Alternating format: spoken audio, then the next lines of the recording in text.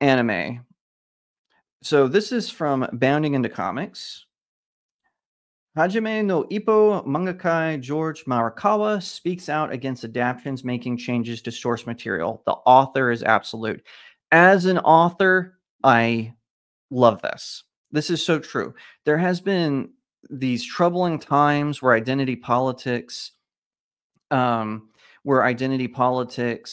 plays into everything. We always have to have something going on, and that's what's happening with a lot of manga. Is when they come to Japan when they come from Japan to the United States to be translated, the translators putting energy into this, their own identity politics, their own therapy notes into the stories. It's ridiculous, it's silly, and it's really lame, really dumb. How they do that. I personally think that they should maintain the integrity of it. Now, I understand if you want to censor some of the bad language a little bit, maybe because you want to make it more teenager, because rating system is different in Japan than it is in the United States. So if you're like, hey, this word is the F word, I'm going to boil it down to the D word. Okay, whatever. But as far as the artistic merit of it, it should be maintained. I am a huge fan of this. And in fact, a lot of those identity politic SJW translators, they're freaking out because Japan said, hey, if you're going to do that, fine, we're going to use AI. Hey, we're going to start our own dubbing companies. And, this is absolutely right. For those of you who can see, Pixie Ray says, leave people's art and writings alone, 100%. Now, I understand going from page to film is difficult, and sometimes you might have to make minute changes just because of how it is to show things. That being said, if the author doesn't like it, his word is absolute, exactly what Mr. Marakawa has said. So I'm going to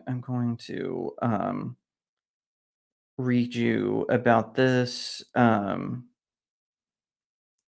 It says, again, this is Bounding into Comics. Speaking out in the hopes of preventing any future such tragedies, Marakawa took to his personal Twitter account on July 31st to reveal that he had also been subject to such studio mistreatment while working on anime and stage adaptations of Hajime no Ippo. So for those of you who don't know, Ippo is a sports anime. It's about a boxer, or a young man who becomes a boxer. It's actually a pretty good show. I highly recommend it for those of you who like sports stuff. He said, and Bounding Comics continues with this quote from him. When I first started serializing Hajime no Ippo, I was approached by a number of companies about an anime or movie rather soon after the series started, he stated. I wasn't interested in those things at all, so I kept turning them down. About 10 years later, a company came to see me with a large group of people, and I nodded to their enthusiasm and offered them a condition. Please don't disappoint the readers who have bought 40 volumes of the manga. Marakawa then confessed that upon seeing just how far the anime's adaptation's second episode deviated from his original story, he proclaimed to the series production team, "That's not what you promised. Stop now. If you don't, I will stop serialization." That is, wow, that is an artist with integrity. Hello to you, Jeffrey Miller. Everyone involved was in a panic, he recalled, but I was not satisfied. However, his speaking out ultimately paid off, as after threatening to cancel Hajime no Ippo serialization, I was assured that they would improve the quality of the work, and I backed off for the time being. After that, the work turned out great, and we developed a relationship of trust, so I stopped checking the script and left it entirely in their hands. I thank the first and second directors for their hard works, he added. I know they were doing their best, so I felt a mixture of I'm sorry and I can't accept it. But I told myself that the priority was the readers, and I acted accordingly. I gave them the condition that if they would accept Kohei Kiyasu as the scriptwriter, I would leave everything to him. The editor in charge at Kodansha, the program producer, and the production company worked very hard and always reported back to me on the progress and results. These are my experience. I don't want to reveal too much about it. It takes energy and courage to stop something that has started running. Marikawa acknowledged. I don't even want to remember the heartache I went to. There are other examples, like the writer who really stopped the airing of an anime for 2 weeks because he didn't agree with it. There's also the writer who voluntarily terminated the anime because it interfered with the serialization of his work, or the one who went to court and won the case because he said the story was different from what he was told. Yes! Exactly. Boss. That's exactly right, Pixie Ray. Boss level. And I think that's fantastic. I think that I would do the same. I think that if I was in his shoes and someone came to me to adapt the Seven Royals and they said, "Hey, we're going to do this, but we're going to make all these changes." No. You as an artist maintain your integrity. Now, like I said, I do understand sometimes you might have to compromise a little bit because it's hard to translate some things from book onto screen, or if something was left more vague in the book. Like, for instance, when they did the Hunger Games movies, everything is from Katniss's perspective. It's a first-person narrative. So they had to kind of surmise from the text what was going on in the background of it. So I could see something like that happening. Outside of that, no thank you. I will not compromise the integrity of my work for a paycheck. That has landed artists, animators, writers in so much trouble. It is not worth it. This is why people are turning to anime and manhwas and mangas and light novels that are coming from China, from Korea, from Japan, is because these authors don't sacrifice their integrity.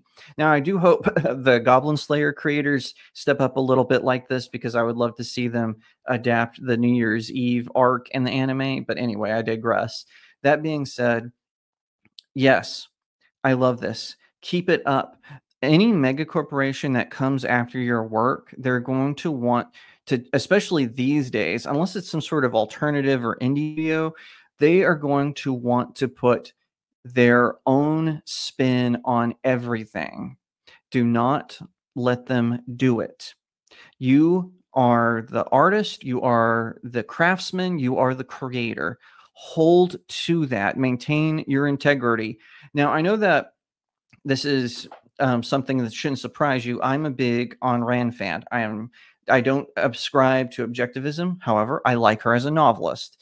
And one of her books that inspired me was The Fountainhead. And when Rourke delivers that epic speech at his trial, where he's talking about individualism and not compromising, that really inspired me as a creator. You don't have to agree with her political point of views to understand how well written that was.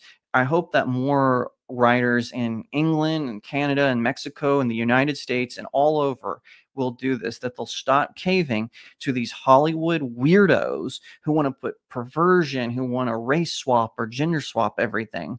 Maintain your creativity, maintain the core of your works.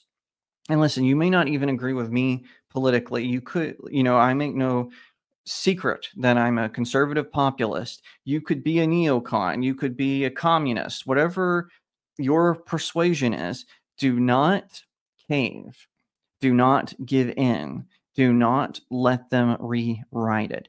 If someone approaches you to adapt your work into an animated film or a live action film or a TV show, put in there that you have creative oversight so that they cannot ruin it, so that they cannot break it, so that they cannot hurt it or hurt you or hurt your fans. That's what's going on with Star Wars, Doctor Who, with Spider-Man, with Batman, and everything in between.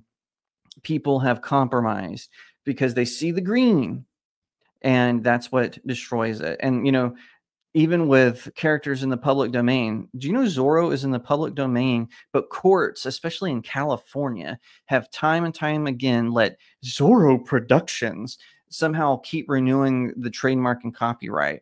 It's absolutely preposterous. The original novel that had Zorro is public domain, and you should be allowed to make your own works based on it, not some conglomerate that is made up. The fact that courts keep letting them get away with it is silly and stupid. Maintain your endeavors, hold on to them. Don't let them go, because otherwise, like the creators of this Wile E. Coyote versus Acme, it's going to end up in some government dustbin. Personally, I think that if a company puts a program as a tax write-off, like Disney Plus did with Willow, like Warner Brothers did with Beware the Batman, which is a terrible show, it should have been in the dustbin of history, or with this Wile E. Coyote versus Acme film, it should go into the public domain, and anyone should have access to it through wherever. I think so. If you're going to use it as a tax write-off, and so the government now has the rights to it, you, the person, the people, the taxpayer, you should have full access to it to do with it as you please. If you want to leak it on your YouTube channel, or if you want to upload it onto your personal laptop, doesn't matter. That's my personal take on that. So anyway, good for Mr. Marikawa, a hero among men. 'Cause I've been living life